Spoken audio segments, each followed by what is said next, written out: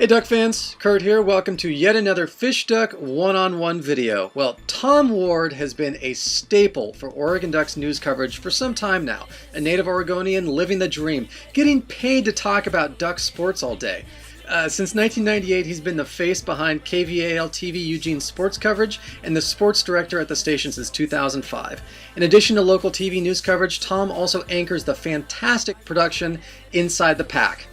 Hey Tom, how you doing? I'm good, Kurt. How are you? Well, color me a little bit jealous because as someone who also got to grow up watching the Ducks, you figured out long before I did how to make a living out of watching the Ducks. So what's the backstory? How did you travel the path from being a fan to being a broadcaster? Well, I don't know. It's pretty average, really. Grew up just south of Eugene, a little town called Drain, and would go to Autzen when there was 25,000 people there on any given day, and you could sit in the end zones and stretch out. And on the rare day where it was sunny, you could just have all the space you wanted. You could take your shirt off and get a tan, and it was fun. And then of course, after high school, I actually went in the Army. I was in the Army for 3 years, and then got out of the Army, came back to Eugene, and started going to college and everything. And then probably the smartest thing I ever did was do an internship with KVAL when I was in college.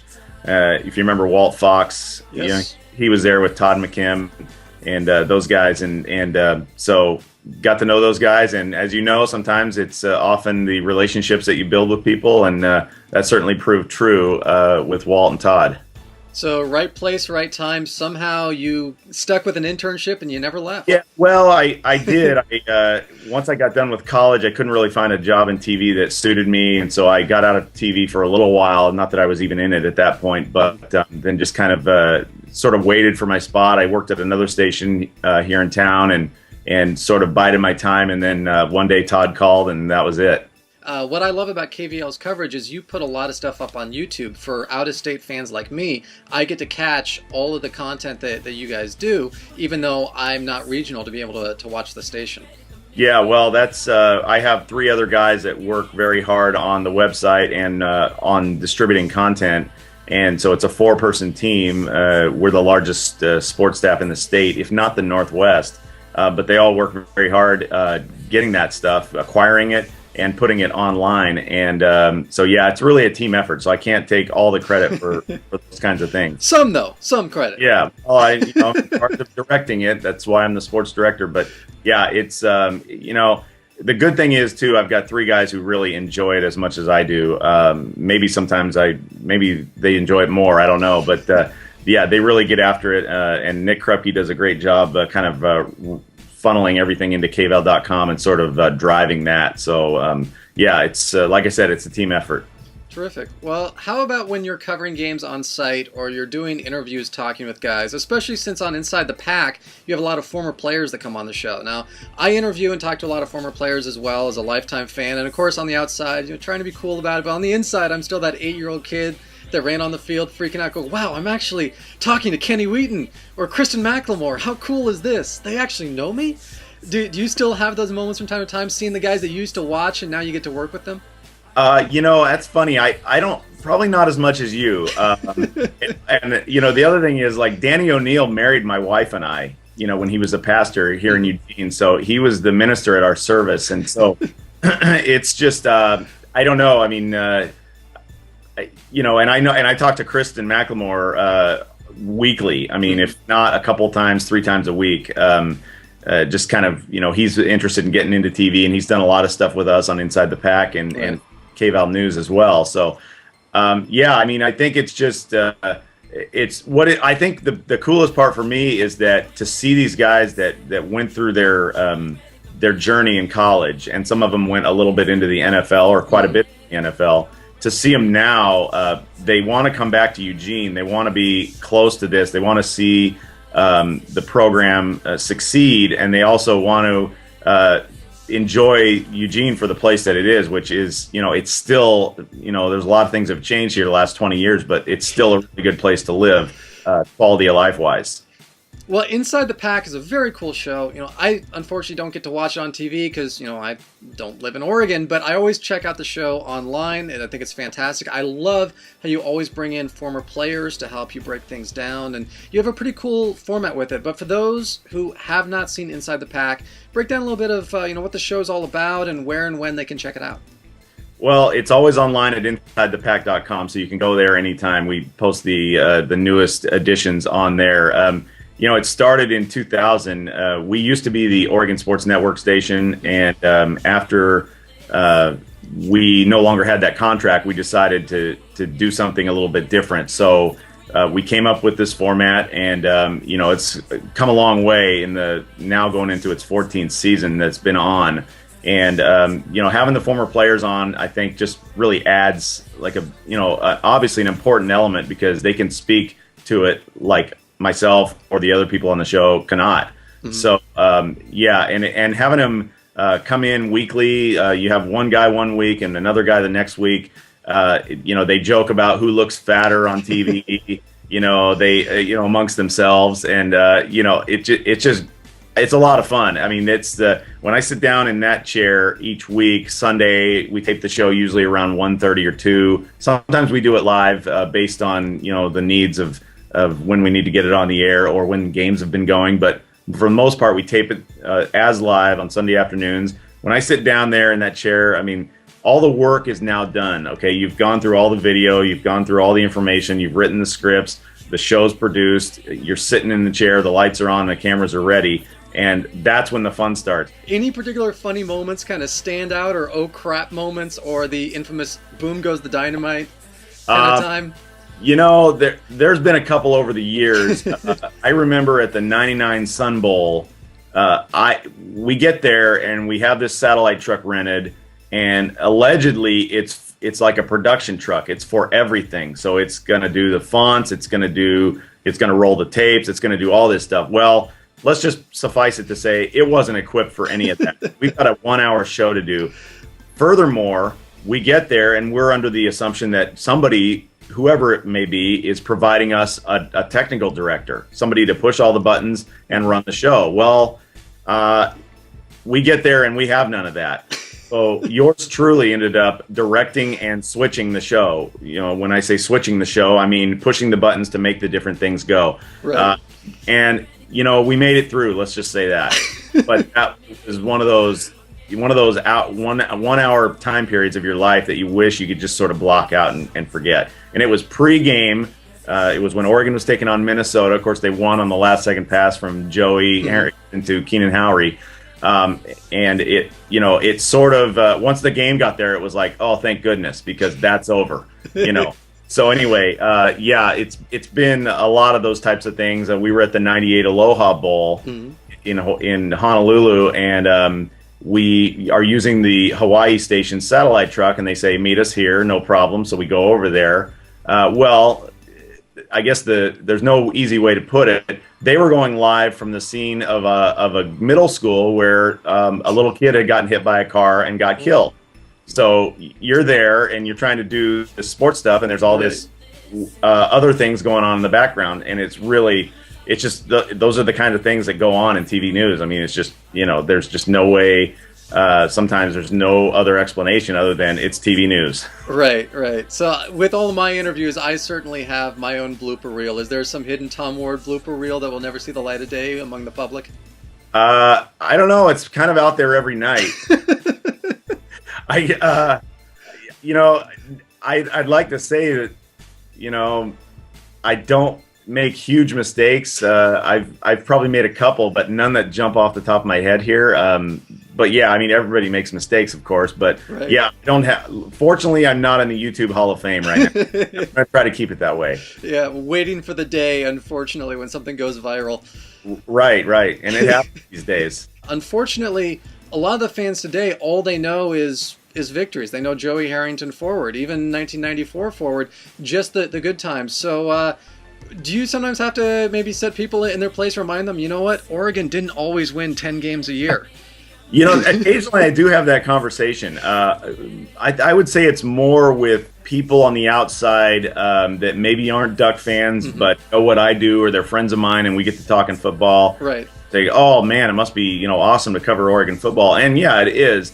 But then we get into a little bit of a history lesson about the last 23 years or so, right. The last 17 years, the last 12 years, whatever it may be, whatever time period you want to look at, and what it was before.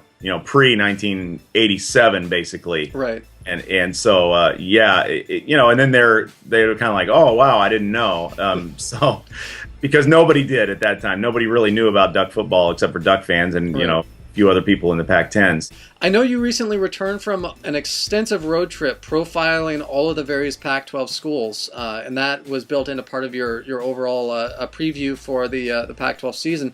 What was that experience like, getting a chance to kind of visit every campus, and is that part of what we can expect for KVAL's coverage for 2012?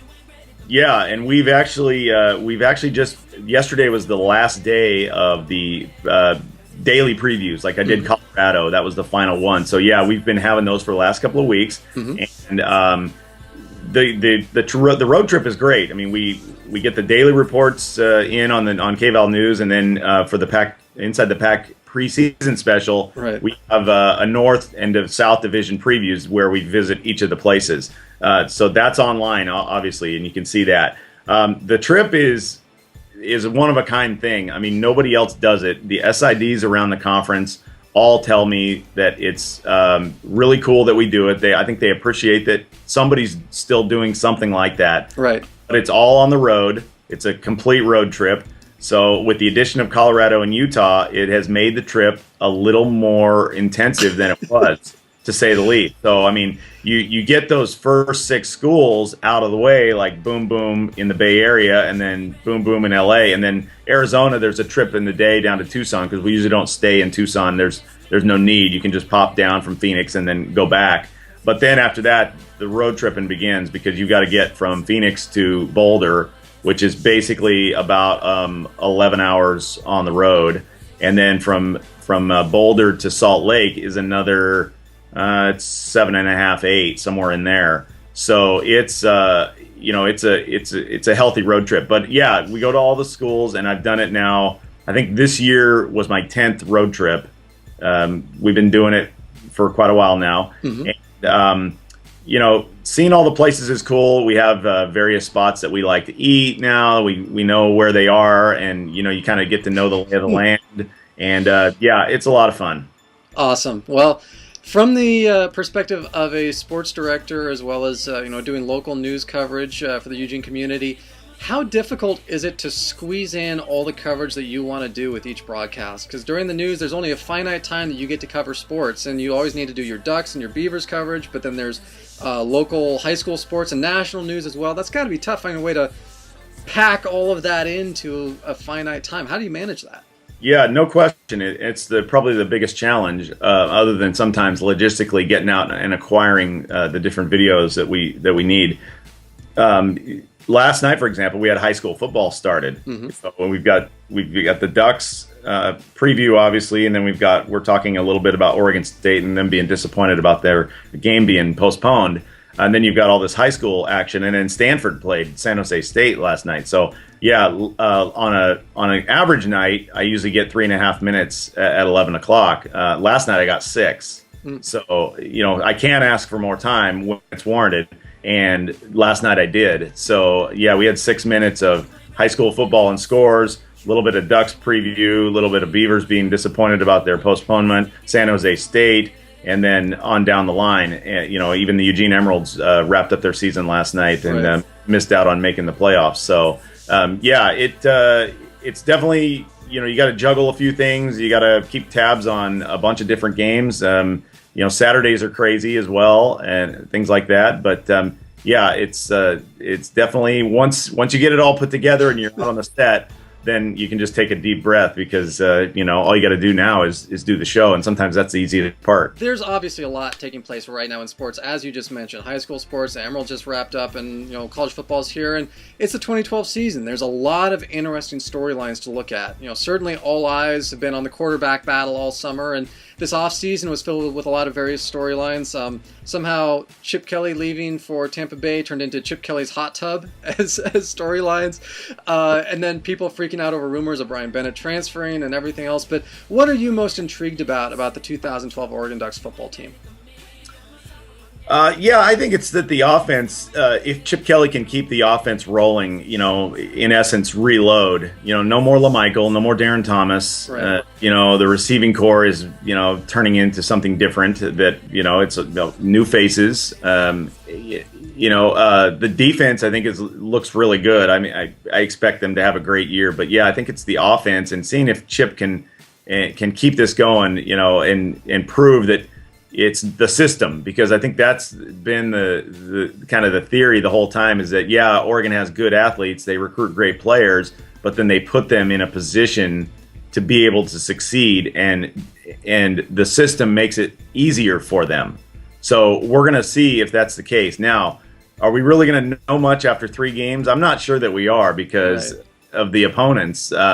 But certainly it's going to give guys like Mariota and even Bennett, because we know he's going to play. I mean, you're going to see him in the second halves of these games, provided the wheels don't come off in some fashion in the first half. But yeah, I think that's the biggest thing for me is, can the offense keep it going? I mean, how are they going to implement DeAnthony again this year, now with even more touches and more people really keying on him now and knowing what he can do and what you've seen him do the last year? Personally, I think he's going to have an even better year than he had last year. But all those things are intriguing, and that's what makes it fun to watch. Duck fans, be sure to watch KVAL-TV for your local sports wrap-ups, and of course, Inside the Pac. It's a fantastic show. You do a tremendous job with that show. I absolutely love it. Keep up the fantastic work. Tom Ward, sports director at KVAL-TV. Any final thoughts for the fans out there?